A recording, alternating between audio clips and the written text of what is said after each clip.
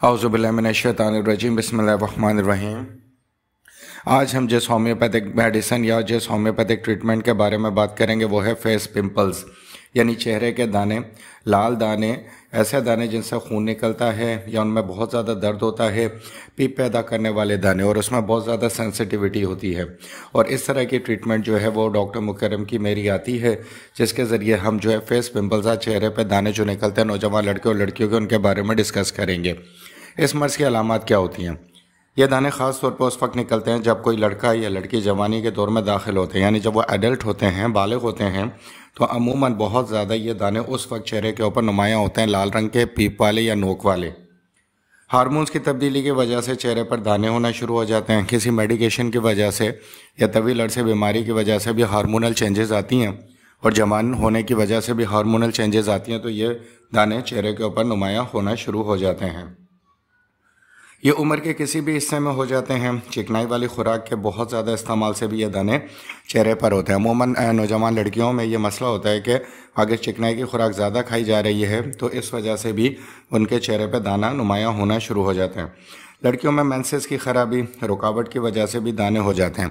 तो जिन नौजवान लड़कियों में या बड़ी उम्र की ख़वातीन में मेंसेस की ख़राबी होती है, रुक कर आते हैं या बहुत ज़्यादा आते हैं या लिकोरिया के इश्यूज़ होते हैं, तो उनको भी इस किस्म का मर्ज़ का सामना करना पड़ता है।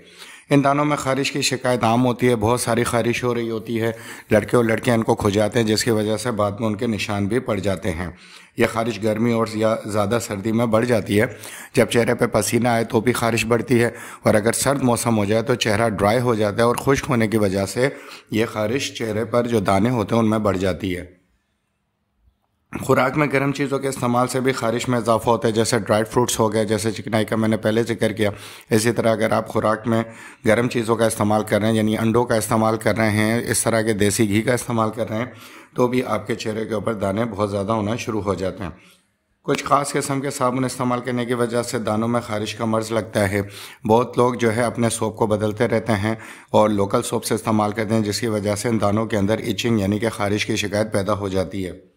बहुत ज़्यादा धूप में रहने की वजह से ख़ारिश होना शुरू हो जाती है। वो लड़के जो बहुत ज़्यादा धूप में काम करते हैं या बाहर ऑफिस वर्क करते हैं, उनके चेहरों के ऊपर जब सनलाइट पड़ती है तो उसकी वजह से उनके चेहरों में पस, पीप, दर्द, हसासियत और ख़ारिश शुरू हो जाती है।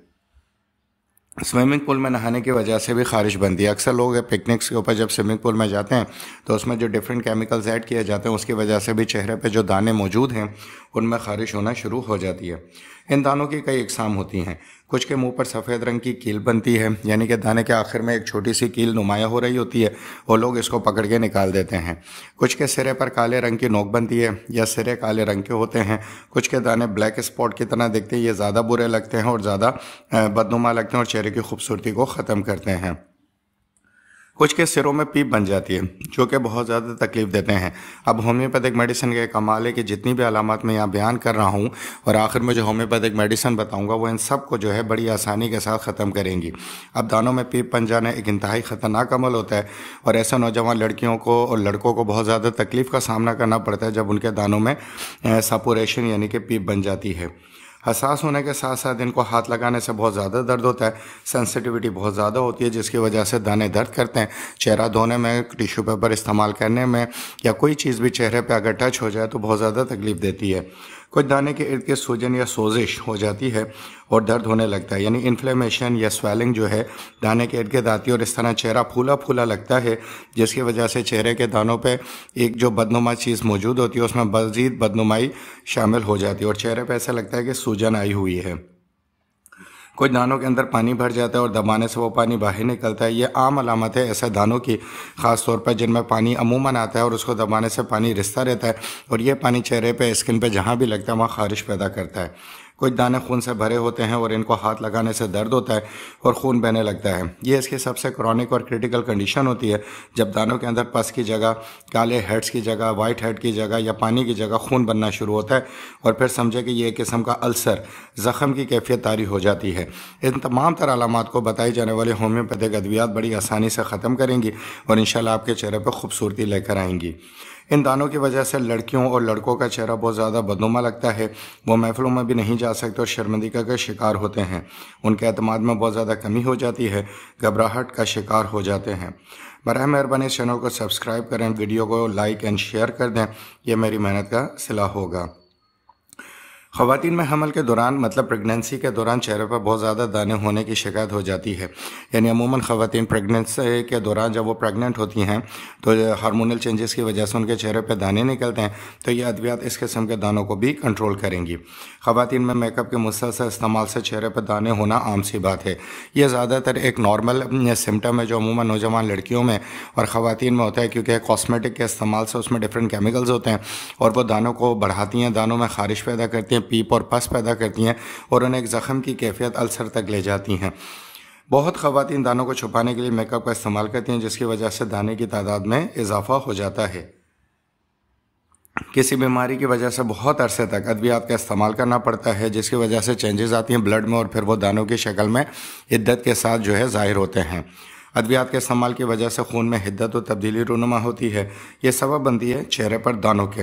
इतनी तफसील से दानों की अलामात बयान करने की वजह सिर्फ ये है कि आपके चेहरे पर खूबसूरती है और होम्योपैथिक अद्वियात के इस्तेमाल से आप बग़ैर किसी तकलीफ़ के ना निशान रहेंगे, ना पस और पीप रहेगी और आपका चेहरा साफ़ होता जाएगा।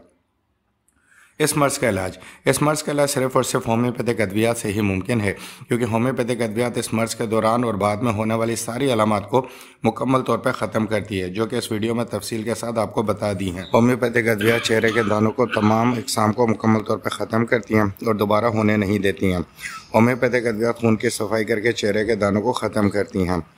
होम्योपैथिक अद्वियात मंदरजा झेल फ़ायदा देती हैं। अगर आप ये अद्वियात इस्तेमाल करेंगे तो आपको क्या फ़ायदे होंगे? ख़ारिश को मुकम्मल तौर पर ख़त्म करती हैं, पीप को खुश करती हैं और कील नहीं बनने देती हैं, दानों में खून को रिसनेस नहीं देती हैं, दानों में हसासियत को ख़त्म करती हैं और दर्द में आराम आता है। होम्योपैथिक अद्वियात चेहरे को मुकम्मल तौर पर दानों से साफ़ कर देती हैं, चेहरे की रौनक को दोबारा वापस ले आती हैं। अब मैं आपको वो होम्योपैथिक अद्वियात बता रहा हूँ जो आपने इस्तेमाल करनी है। नंबर 1 ग्रेफाइट से 200 पावर में, नंबर 2 रस्टाक से 200 पावर में और नंबर 3 है पल्साटीला 200 पावर में। दवा को इस्तेमाल करने के तरीका ये है कि आप 10 कतरे 1 घूंट नीम गर्म पानी में डाल के इस्तेमाल करेंगे। 1 नंबर दवा को सुबह में, 2 नंबर दवा को दोपहर में और 3 नंबर दवा को शाम में। 6 दिन तक मुसलसल इस्तेमाल करने के बाद 2 दिन का वक्फा देंगे और फिर दोबारा इस्तेमाल करेंगे और इस तरीके से आपने 1 महीने ये अद्वियात इस्तेमाल करनी है।